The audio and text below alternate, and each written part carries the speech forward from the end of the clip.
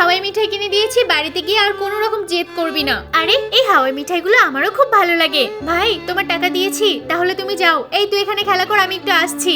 এই বোন বোন, আমাকে একটা হাওয়াই মিঠাই দেবে, আমার খুব ভালো লাগে। মা দেখো ওই ছেলেটা চাইছে। এই আমি আমার মেয়েকে কিনে দিয়েছি, যা তুই এখান থেকে। একটুখানি হাওয়াই মিঠাই চাইলাম, দিল তো না, আবার অপমান করলো। বাবু তুই এসে গেছিস, তুই বাড়িতে থাক, আমি জমিতে যাচ্ছি সার দিতে। বাবা আমাকে হাওয়াই মিঠাই কিনে দেবে? কি ওসব ছাইপাস খাওয়ার জন্য আমি তোকে টাকা দেবো? ওসব কোনো কিছু দরকার নেই, তুই বাড়িতেই থাক। চল মনা, প্রতিবেশীদের বাড়ি থেকে সবজি নিয়ে আসি। ভাই লাউ আছে তোমার বাড়িতে? এই বিস্কিটটা আমি খাবো। কেন রে, আমার বিস্কিট তোকে কেন দেবো? বাবু একটা বিস্কিট খেতে চেয়েছি, এরকম করছিস কেন? দিয়ে দে না, ও তো ছোট। এরকম ব্যবহার যেন আর কখনো না করতে দেখি। আরে এই বাচ্চাটাকে তো আমি দূর দূর করে দাঁড়িয়ে দিয়েছিলাম, কিন্তু ওর বাবা এত ভালো, আমার মেয়েকে বিস্কিট দিয়ে দিল।